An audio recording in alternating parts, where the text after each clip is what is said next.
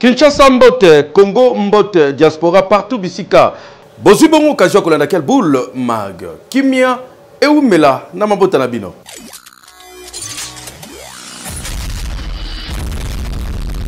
Tout fongo laquelle boule mag ya lelo na to ya dollar ningezo continuer ko kita. Population misusu bazo sepela misusu très inquiet bazo bate makamango koleka ndeni peuple kolia nanu nyonso ekitite. Ministre ya économie VPM Samba Mukoko oya zali bongo moto azali ko kamba économie ya mboka a expliqué que kala mingi te et se sentir na ba crédit même pas et ko suka wana te ko kendeti na carburant. Le londe ezali date habitoire pour na likambo carburant et kita na ville ya Kinshasa pe na Congo Mobimba.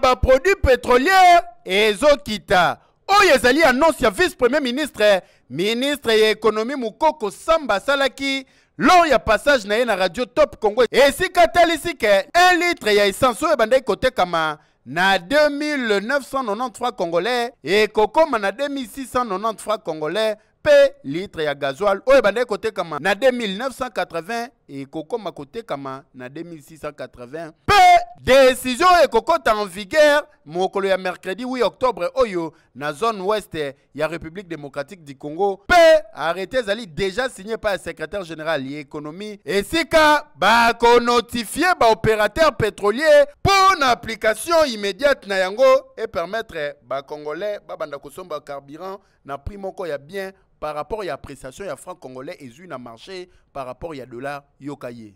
Les pétroliers ont récemment contesté une de ces formules. Eh bien, on s'est assis et on a regardé la formule ensemble. Et on a démontré que la formule était correcte. Débat clos, ils ont reconnu que la formule était correcte et donc nous allons continuer à l'appliquer. Les manques à gagner sur ce point-là précis continueront à être calculés selon cette formule. Le prix déjà, il a baissé fin juillet dans la zone sud. Avant même que le taux de change ne bouge, hein, nous avons baissé les prix dans la zone sud. C'était des baisses de 150 francs sur l'essence et je pense 50 francs sur le gasoil. Dans la zone ouest, demain, mercredi 8 octobre, oui. Les prix vont baisser. Le prix du litre au carburant. Le prix du litre au carburant va baisser de 300 francs pour l'essence, 300 francs pour le gasoil. Donc il va passer de 2990 à 2690 pour l'essence et de 2980 à 2680 pour le gasoil. Demain soir.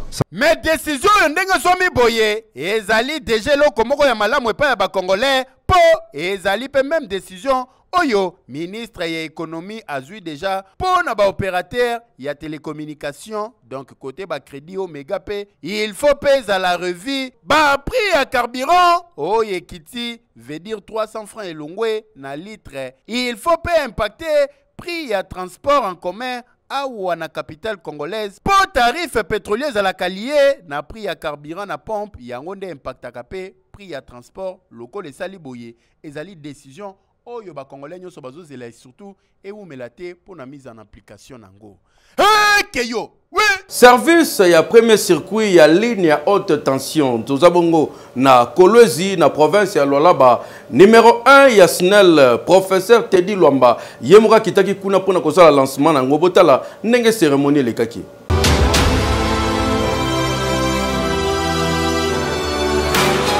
Situé na sud-ouest ya République démocratique du Congo et sengeli koyeba que province ya Lualaba ezali ko s'imposer le quoi la pilier moko contournable ya paysage énergétique national. Premier marché à consommation d'électricité na mboka ezali bongo ko disposer parc moko hydroélectrique ya capacité à 600 MW pe ezali ko produire bongo environ 3 millions de mégawatts par an. Au-delà de la consommation élevée, ezali bongo ko constituer deuxième plus grand pôle industriel et secteur énergétique congolais. Bon numérangai kezali na contexte oyo des sociétés nationales d'électricité SNEL SA azali ko réaffirmer volonté na ye ko investir durablement na province stratégique oyo. Bon yebake na Kolwezi capitale provinciale en pleine expansion grâce à dynamisme et industrie minière. SNEL a souki kakate na rôle traditionnel ya ko fournir courant kasi a commis pe acteur moko clé pour le développement local pe partenaire moko stratégique na oyo etali bongo transition énergétique. Boye bayango lisusu malamu ke partenariat public et privé entre SNEL SA na ERG Africa, notamment à travers filiale na bango Metalcol. Bon numéro que mardi 7 octobre, cérémonie officielle moko zalaki marqué na mise en service ya premier circuit ya ligne ya haute tension ya SAVKVA oyo ezali korelie bongo centrale ya Ntseke na répartiteur ouest ya Kolwezi. Projet structurant oyo ezali koviser ko sécuriser acheminement ya énergie, ko réduire ba perte technique pe ko améliorer bongo électricité pour la population locale. Bon limelanga ke réhabilitation ya ligne oyo ezali ko impliquer ba intervention technique ya ndenge na ndenge lokola remplacement ya équipement obsolète, renforcement ya capacité à transit, amélioration ya profil de tension et de diminution ya interruption. Résultat tandi ezali bongo réseau moko plus stable, moins de coupures coûteuses pour l'entreprise, peu qualité à malonga ya service pour le ménage. Coupure ya ribon symbolique et salami et pas ya ministre ya ressources hydrauliques et électricité Molendo Sakombi oyo ezali kolak sa volonté ya gouvernement ya koyeba ko s'engager pleinement na partenariat oyo public privé. Présent lors ya cérémonie, le directeur général ya SNEL SA professeur Docteur ingénieur Teddy Lomba a rappelé qui importance ya ko protéger patrimoine commun oyo ezali véritable levier ya développement national. La ligne que nous inaugurons aujourd'hui est nommée la ligne haute tension Seke-Ero. Elle a été construite dans les années 1950 et était en cuivre comme plusieurs autres lignes dans le réseau de transport sud, et ça permettait de relier les centrales d'Ntseke, d'Nzilo avec le réseau haute tension pour les trois lignes Seke-Ero, Nzilo-Ero, Nzilo-Seke. La ligne Seke-Ero a été réhabilitée avec le partenaire ERG.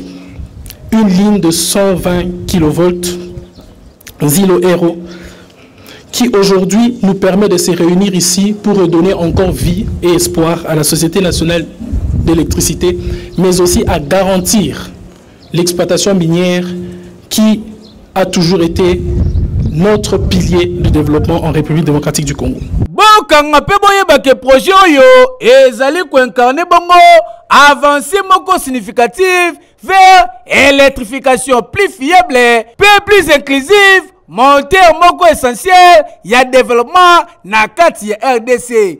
Poyende zalaka longonya na DG SNEL professeur docteur ingénieur Teddy Lomba monsieur courant oyo azali kokoba se kokoba ko travailler pour l'intérêt général et normal. Hey you. Oui. Donc dans le village Kingo itoza bon na Congo central a to kuti ba difficulté ndenge na ndenge.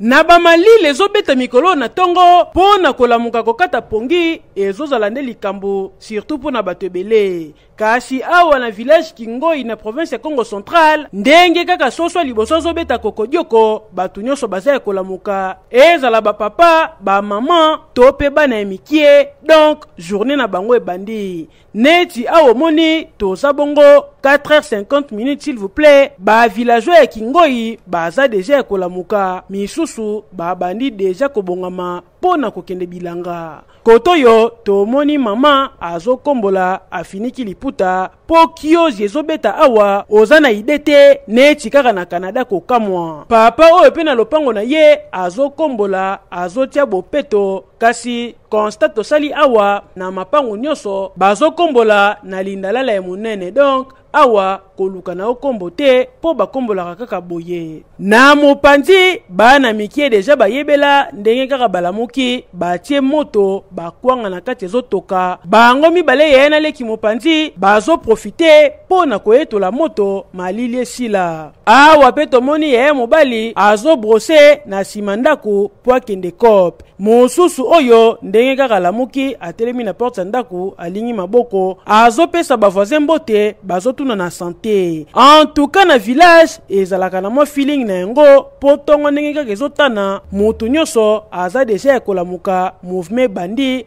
Awa mingi baparese bazalaka te yango balamukaka tongo. Kasi kolamuka na bango pe tongo ezalaka po d'habitude balalaka avant suite ya molili o ezalaka awa po bazalaka ata na courant te basalelaka mingi ba panneau solaire kaka ndenge omoni.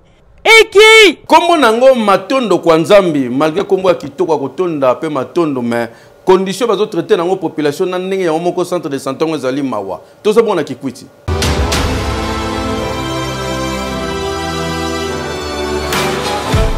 Si koyo na 21e siècle kokamwa batu bazoraka besoin de santé ya bien te. Awa tozali na province ya Kwilu, précisément na Kikwit, na commune na Kazamba. Botala kaka bino moko eta centre de santé oyo tokomi bakomi centre de santé matondo kwa nzambi. Kasi eta na yango soki otali ndeko okosepela ta mukete koya kozwa traitement awa po okomona kaka neti maladi ko bakisa madisusu. Tala kaka yo moko ba maladi nde bavandi na betoko neti kaka bae matanga. Nzungo bomoni mupanzi yango nde batokisaka ba objet oyo ba ciseaux ba biloko basalelaka pona traitement to pe ba intervention. Kasi ya kokamo eza nini na kati ya centre de santé tomoni ba bouteille vide ya bazododo ya ba masanga ba kwiti oyo toyebite soki ejouaka rôle nini awa. Mais ça oyo bomoni nde sika basalela consultation. Soki malade aye pona ko avandaka awa. Koto mupanzi tobwaki misu tomoni mesa obomoni na espace vide na kati mwa boule oyo. Awa nde esika ba mama babotaka. Donc salle d'accouchement na bango nyonso kaka yango yo. Depuis 2016 nde création ya centre de santé oyo matondo na nzambi esalema ti sikoyo toza na 2025 changement ata moko ezalaka te. Tala ba installation na bango ya ndele soki okoti en tout cas infection et koraté. Awa na kati statistique na biso toza na 2089 personnes déplacées. Na kati ba victime bazali bao ba violati bakutana na ba problème ma violence na ba problème ma viol. Do ba misusu ba yaki kuta ozomona mwasi na zemi bazoyeba te kaza na zemi na kati ba violence. Toza na d'éponge te. Toza na matériel insuffisant. Toza kutuna ba pese penza adéquate penza te mais motema yango futo sala na côté accouchement kutu parce que chaque jour au moins basi babota na bisa pe babimaka. Awa ba sengi kaka na papa ministre santé bosunga centre de santé oyo po e banda 2016 baza na volonté ko sunga population bazoka ta ba premier soin bosunga bango na bakisi bambetu babiloko bele ezangi ekosala malamu olia kotika bango ba fonctionner kaka na état mabebo 24 heures sur 24 heures ya boye population obika ndeni et normal te eki beta winner na 500 francs ya pamba lelo mogroso ndimelanga.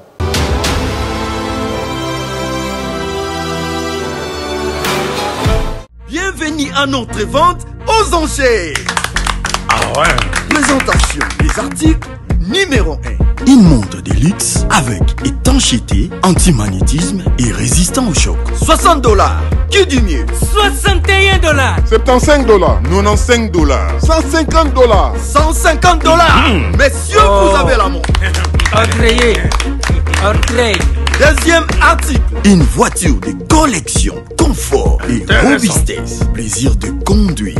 $60 000. $160 000. $160 000. Ça c'est Igor, le roi de la... Messieurs, numéro 3. $250 000. $250 000. Il y a beaucoup de gagnants. Certains sont parmi vous. Winner Lotto a déjà commencé. On soumet déjà ticket là. Win 4. 250 francs par ligne.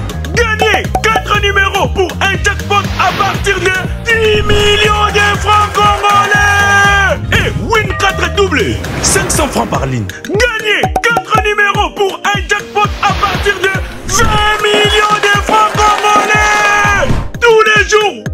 Les prix commencent à partir de 2 numéros gagnés. À jouer sur tous nos points de vente et mobiles en composant étoile 404 dièse disponible sur M-Pesa et RTL Money. La police kangi papa oyo ba présenté devant presse pour na koloba qui a violé mon année à 8 ans pas si peu ma réalité oyo.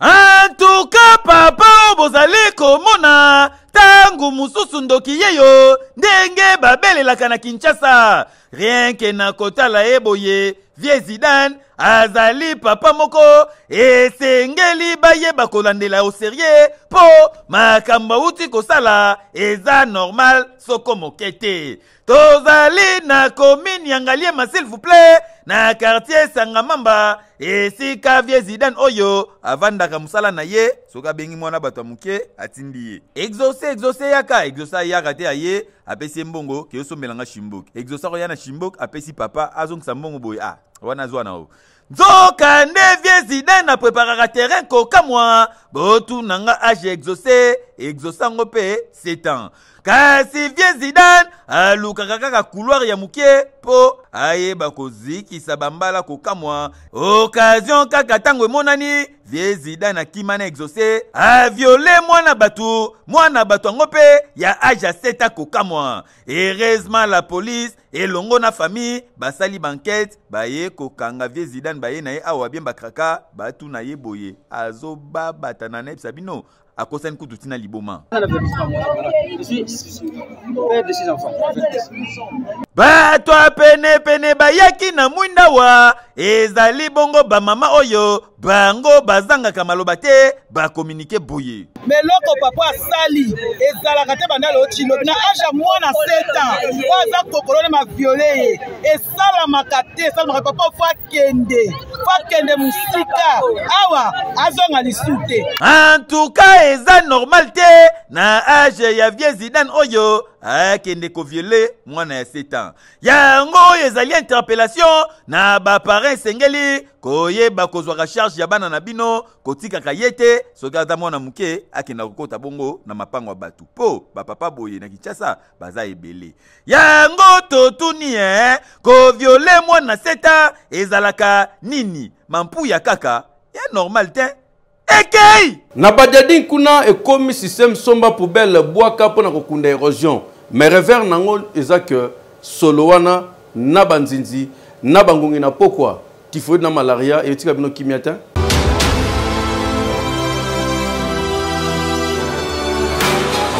population ya commune Selembao précisément na quartier Badiading balembi na bango likambo érosion bango moko population bakomi kosomba bafulu po baya kokunda nango érosion po bameka kotia basak na bazelo esimba te érosion ezo continuer kaka kobuka bandaku yango balobi bakoki otika te bamapangu na bango ekende tika bakoma na bango kosomba bafulu baya batondisa bamapangu na bango po ekanga érosion et déranger bango lisusu te érosion oyo ezwa 3 avenue Mokoka avenue Pumbu Kitaba pe Bibuka donc érosion emema bandaku ya ndenge na ndenge botala net bandaku oyo ata bino moko risque makasi balali pe boye lobi balamuki ba se retrouver na kati érosion yango population bakomi na bango kobanga tellement ebele baperda bamapangu na bango yango baoyo batikali balobi baza na bango na bisika okende te bakoperdre bamapangu na bango te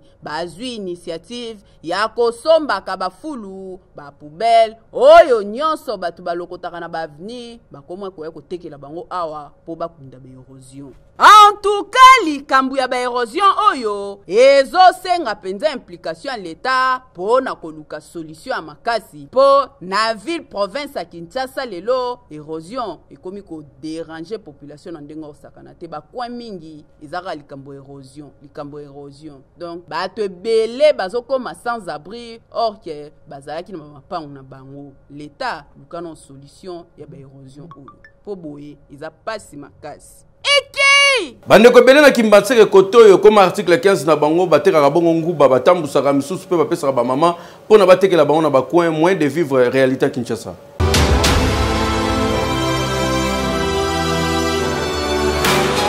na Kinshasa ya lelo soki olingosi la valeur zangelo kolia na esika ya kofanda okomona ndenge batu nyonso bakobanda komanki au respect. Bandeko bozali komona bakomprene idéologie awa tozali bongo na commune ya Kimateke pembeni ya mai ya Tsanga bango bazali bakopérant na mopanzi tomoni bana befe barape obongisa biloko na bango awa.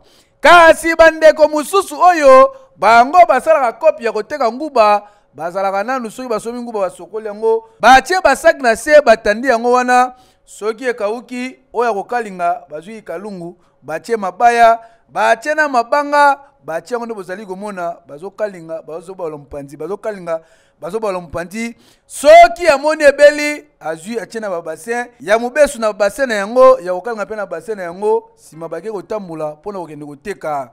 Bazalaka na système lokola bautaka misika soki bakoti cop bayaka kolalaka awa na kati ya bamoto gizino moni bandeko balali boye misusu mpe balalaka na kati ya mituka po awa esengaka constatation na ndenge kosakana te et surtout ke ebele parmi bango bakendaka koteka na butu na bamatanga yo ya communication. Mosalo vraiment oza na difficulté makasi soko obima 10 heures okosisa ti 2 heures epuis bakulu na place ozali ozoteka azotia yo misu abotolo mbongo soit akato pantalon soit akato sac atam sumuna maya ko botanga mbongo zata tanzonga changu vomena luka matanga mobo na lali 5 ebe 6 na zongi na likini tokotaka magi pendant 4 jours 3 jours olali na matanga après na tongo yo sali OK le soso 3 jours ekoki 4 jours après zongi parler. Tala travailler prenez de la peine ninga balobaka na lopoto na motoki na yo ndoko lia. Bandeko yo soko tali bien okomona ke baza ba responsable ya ba famille mais na carte ya ko débrouiller ko luka ko sunga pe famille ba osala cop oyo yango nde permettre bango bafuta loyer bafutela bana classe et puis basala ba dépense mo mususu heke yo. Oui. Tala ozana mikili ya poto surtout so komi na royaume de Belgique na Bruxelles kuna kene kolia na Molenbeek na restaurant La Lune chez Violette kitoko wapi classe confort na condition kitoko.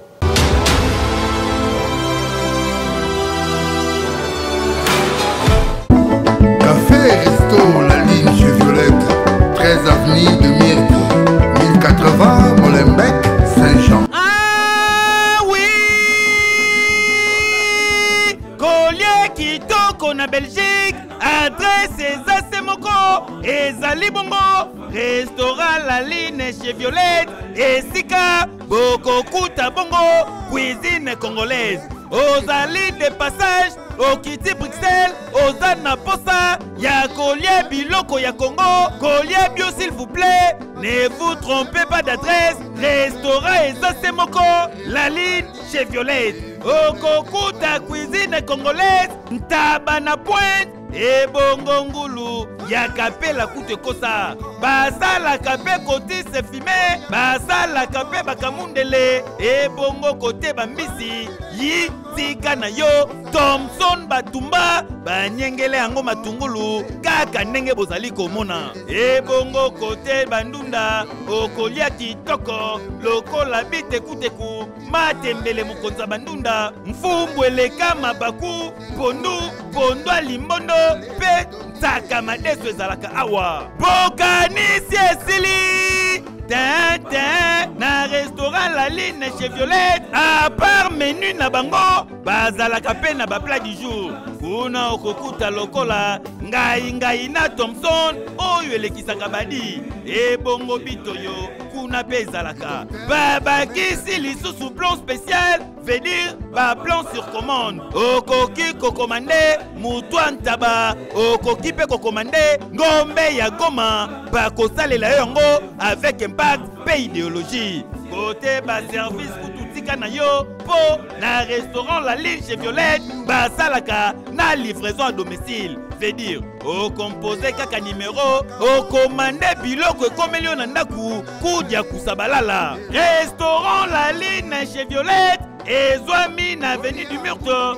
13-10-80 na Molenbeek na Saint-Jean. Okoki pe kobenga bango na plus 32 24 47 94 12. Tope na portable na bango na plus 32 46 94 42 244. À restaurant La Ligne chez Violette, pour vous, nous décrochons la ligne. Boyende Salaka. Et Keyo!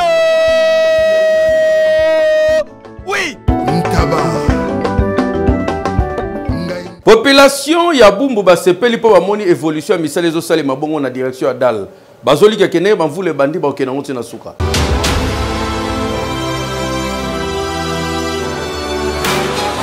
Population ya commune na Bumbu na quartier Matadi baza ya kosepela denge bazobongisela bango direction ya dal. Direction ya dal eza direction yebana makasi na commune na Bumbu kasi eta nango ndenge koma mabe makasi yango tangu bakonzi bazwi initiative ya kosala banzela programme pe ya dal ezalaki yango yo misala ebandi deja kosalama kaka ndenge bozali komona anje deja ezotimola deja bamabele ngambu mususu oyo kaka ndenge bomoni babwaki deja mabanga. Population très content pona misala ezali kosalama yango baexprimer sentiment na bango. Pe bonne chance bosela biso misala mbamba mpo koteka na biso nyonso awa tolilaka awa tobokolaka bana awa talaka.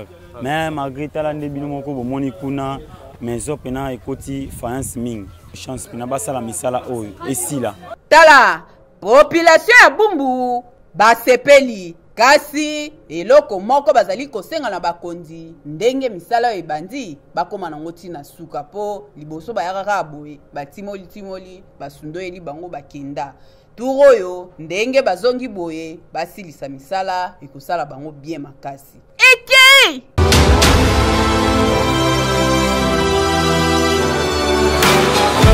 Famille Makuba bazali na pasi pe mawa ya koyebisa liwa ya mama pe ya koko na bango na kombo ya Olaka Okambonde Christine oya kufaki mikolo eleki na yango programme ya matanga epesami boye. Mokolo ya jeudi 9 octobre 2025 veillée mortuaire na salle de fête Oasis oyezwami na boulevard Lumumba référence à l'église Shekina. Nangonga à 18h arrivé à Batoupé mise en place. Nangonga à 19h30 mot de circonstance. Puis à 19h45 culte action de grâce. Puis à 20h témoignage. 20h30 louange paix adoration. Nangonga à 21h orchestre paix chorale et kobeta. Mokolo à vendredi 10 octobre 2025 Nangonga à 8h arrivé à Batoupé mise en place. Et kozala mabongo na hôpital Yanju le quartier 7. Nangonga à 9h30 sortie à depuis pe exposition dans salle Oasis. Nangonga 10h15 prière pe prédication. Nangonga 10h45 lecture de la biographie ya défunte. Pe nangonga 11h ba témoignage ko pesama. Nangonga 11h30 dépôt ya ba gerbe de fleurs. Pe nangonga 12h levée ya dépôt mortuel pona kokende kokunda muwei na cimetière ya Miséricorde.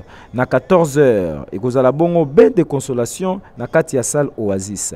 Tika ete communiqué oyo e comme la batu nyonso bayebaki mama tope koko na kombo ya Olaka Okambonde Christine. Tokende bongo na culture kuna actualité telemaki makasi bongo na artiste Fally Ipupa oyo lelo ouverture ya billetterie efungwami na stade de France ko inda mabe ba congolais ba africain pe bato ebele baza toujours na file d'attente pour na koluka kosomba bien na bango ba assister le 2 mai oyo ya 2026 pardon na événement monene ya Fally Ipupa.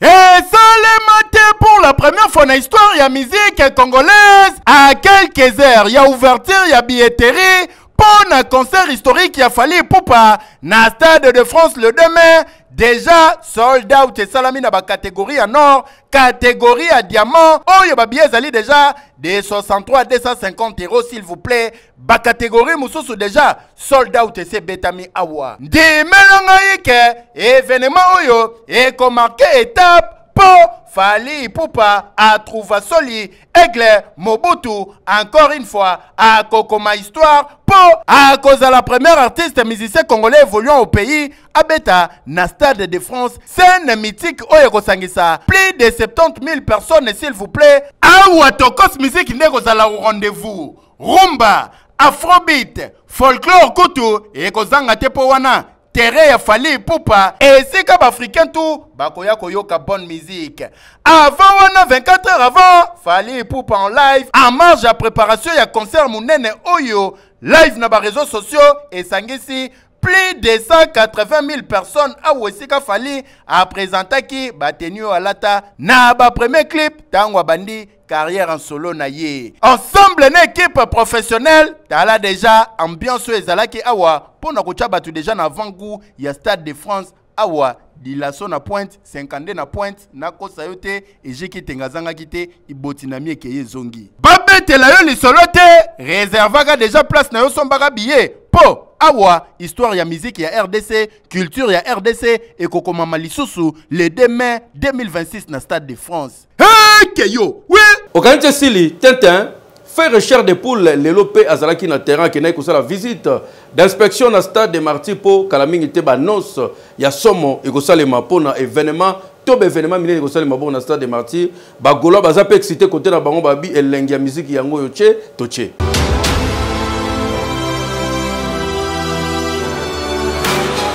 Mboke yindi bagolwa ya mokili mobimba botu nanga nini Jésus de nuance bilanga ya bayembo alobi bozala calme la situation est sous contrôle po double martyr en téléchargement et depuis Congo et botamati lelo toluki donc faire ego la Jésus de nuance alinga marqué époque ya kosamba te po kokitana na kati ya Stade de Martyrs ezaya kutu ya koyebana te tosutuka boye tala bakongolais na bamoure ya bonne musique na presse ya accompagné ye po na koluka koyeba nini Jésus de nuance aye kosala awa tala olukaka makambu pika pende mukolo moko olela awa po bagolwa balobi so bosakani pe 3 jours vendredi samedi dimanche balobi jour kaka billetterie fonga mangingo 24 heures c'est trop nyonso sola robanga na 2026 heke yo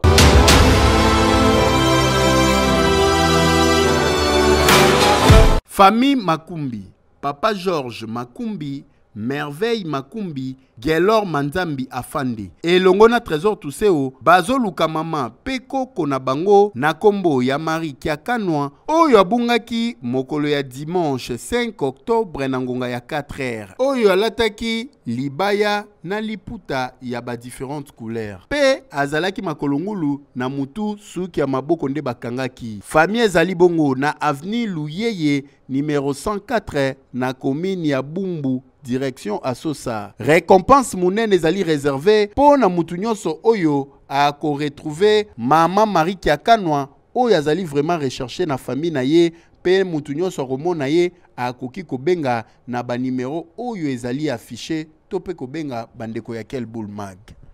Bandeko babetaka développer bongisa maboyoka awa message Jafar Amani azali bongo précurseur ya masola développer awa na Kinshasa pe na Congo apesi ba détail.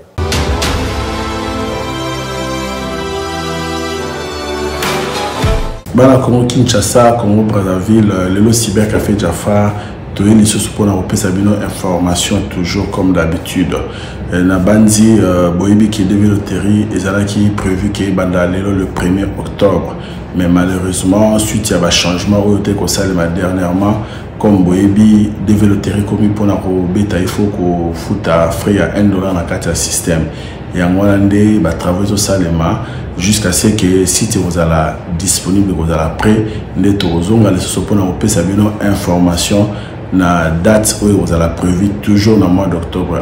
Donc vous avez la patience, développer vous allez et biso cybercafé Jafar, vous allez toujours wana pour au sabino information afin que permettre bino de participer na DV. Merci.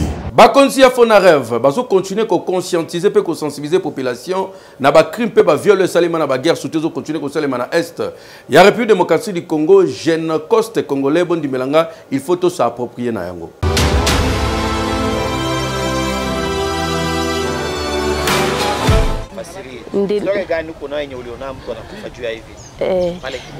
Niliona watu wa mingi na muko wenzangu wenye walikufaka na watoto wetu wa mingi wenye walikufaka, tunabacha kula hata na tofai nini na tuwazike juu ya kufaa nini na shia ya kuogopa. Tukesema hapa tukewazika na shia watafaa nini batatuua. Wakificha mtoto wangu wa mume wao, Mungu ndaenda wapi? Tumechoka sana. Ona tumeenda mbali na Mungu juu yenu. Les informations en provenance de République démocratique du Congo. Ici, il y avait beaucoup de corps.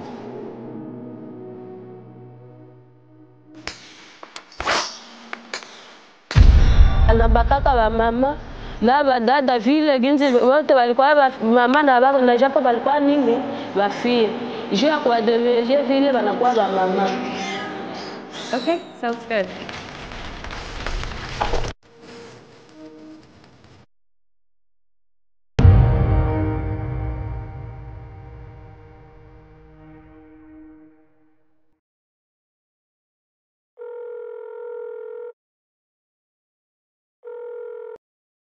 Allô? Laissez-moi vous raconter une histoire. Une histoire qu'on ne voit jamais à la télé. Une histoire qu'on a rangée dans un tiroir, mais qui continue de faire mal. Très mal. Et pourtant, cette histoire nous concerne tous. Toi, moi, l'humanité tout entière. Ça se passe au Congo. La République démocratique du Congo. Un nom long comme un roman, pour un pays qui a trop souffert. Ce pays, c'est pas juste un point sur la carte de l'Afrique. C'est un vrai trésor. Des forêts à perte de vue, de l'or, du diamant, du cobalt, mais aussi des plaies ouvertes. Parce que ce que le monde appelle progrès, ici, on le paye avec le sang de ses enfants. Le monde, aujourd'hui, est fasciné par les nouvelles technologies, l'intelligence artificielle, les voitures électriques, les smartphones dernier cri. Mais pour que ton téléphone fonctionne, il lui faut une batterie. Au cœur de cette batterie, le cobalt. 70% du cobalt mondial vient d'ici, de cette terre. Et 70% du silence aussi. Silence sur les morts, silence sur les crimes, silence sur l'horreur. 10 millions de morts. Pas des soldats, pas des rebelles, mais des femmes enceintes, des vieillards, des enfants brûlés, égorgés, violés, enterrés vivants, jetés dans les rivières. Et pendant ce temps-là, toi et moi, on scrolle sur nos écrans, mais derrière chaque clic, chaque selfie, se cache une goutte de sang. Les satellites voient les nuages, mais pas les tombes. Les cartes tracent les routes, mais ignorent les fosses communes.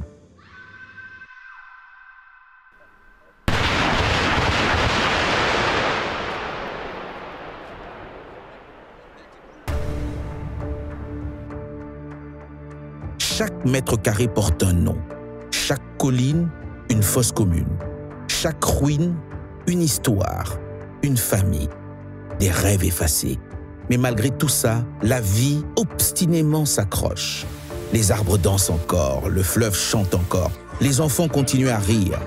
Et les fantômes, eux, attendent. Ils sont là. Ils veulent juste qu'on les écoute. On a voulu faire disparaître ce peuple, on a voulu effacer leur histoire.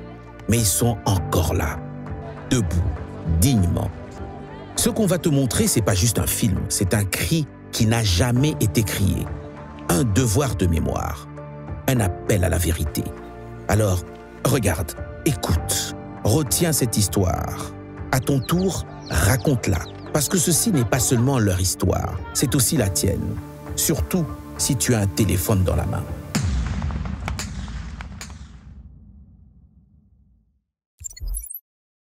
Malheureusement, Une grande partie vient de la République démocratique du Congo, souvent par des voies illégales, souvent dans la souffrance et le sang. Alors, posons-nous la question. Chaque fois que nous touchons nos écrans, quel est le véritable coût de cette connexion?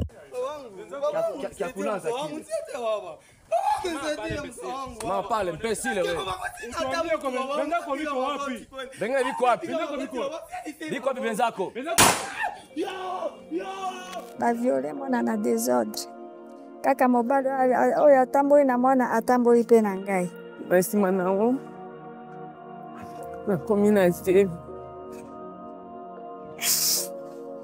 mibali oyo nasukisaki mpenza bazalaki 13 baoyo nyonso bana batikalaki nayebaki lisusu te zemi ekomi monene na boti mwana akokisi de mwa kufi. Je ne puis manquer de constater l'état alarmant de la situation sécuritaire dans la région des Grands Lacs en général et dans l'est de la République démocratique du Congo en particulier. En effet, ces dernières semaines, le peuple congolais a une fois de plus été endeuillé par des tueries massives, notamment à Kizimba et à Kalega dans le Massissi, ainsi qu'à Kishiché dans le Rutshuru, dans la province du Nord Kivu, la faute à l'activisme des groupes armés et terroristes sévissant dans la région. La carte invisible. Kasika, Makobola, Mwenga, Kamituga, Mungunga, Tingi Tingi, Kalonge, Kayabayonga, Rutshuru, Nyabiondo, Shabunda. Derrière chaque nom, une scène de crime. Derrière chaque date, une absence de justice. Mais ces noms n'apparaissent pas dans un livre d'histoire. Ils vivent dans la mémoire de ceux qui ont survécu et dans le silence de ceux qui ne peuvent plus parler. Cette séquence est une carte invisible, une carte qu'on n'a jamais enseignée et qu'on ne peut plus ignorer.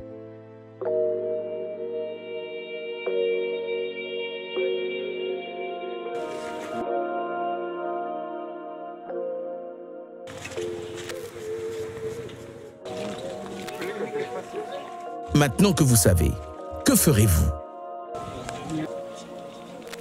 Un génocide silencieux, méthodique, ignoré. Le Congo a vu des communautés entières être ciblées, massacrées, réduites au silence. Kasika, Makobola, Mwenga, Kamituga, Kalima, Tingi Tingi, des noms gravés dans le sang. Plus de 10 millions de morts, 2 millions de femmes violées, des milliers d'enfants enrôlés ou exécutés, 200 fosses communes documentées. Ces crimes ne relèvent pas du chaos. Ils relèvent d'un système organisé avec des objectifs précis. Prendre le contrôle des territoires, éliminer les opposants et surtout exploiter les ressources. Les populations civiles n'ont jamais été des dommages collatéraux. Elles étaient la cible parce qu'elles vivaient sur des terres riches en or, en cobalt, en coltan, parce qu'elles refusaient de se soumettre. Les méthodes sont connues. Regroupement forcé, exécution à bout portant, viol de masse, enfouissement vivant, incendie, effacement des preuves. Et pendant ce temps, le monde s'équipe. Téléphone, voitures électriques, drones, ordinateurs, nourris par les minerais congolais. Le progrès d'un côté, mais la mort de l'autre. Il n'y a pas de paix sans justice, il n'y a pas de reconstruction sans reconnaissance. Ce film pose une exigence. Que les crimes commis au Congo soient reconnus comme crimes contre l'humanité, comme génocide, que les auteurs soient jugés, que les victimes soient entendues, que la mémoire soit transmise. À la diaspora congolaise, ce récit est votre héritage. Protégez-le, diffusez-le. Aux jeunes du monde entier, vous avez le pouvoir d'agir. Ne vous contentez pas de regarder. Faites entendre votre voix. Le génocide est une réalité. Et tant qu'il ne sera pas reconnu, il se répétera. La justice n'attend plus. Elle vous appelle.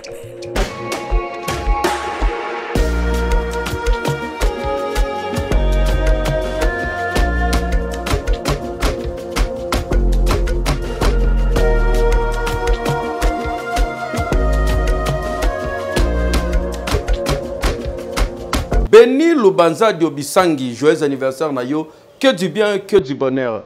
Ba maman quel boule lelo et commis na suka kimia, et ou mena mabota na bino.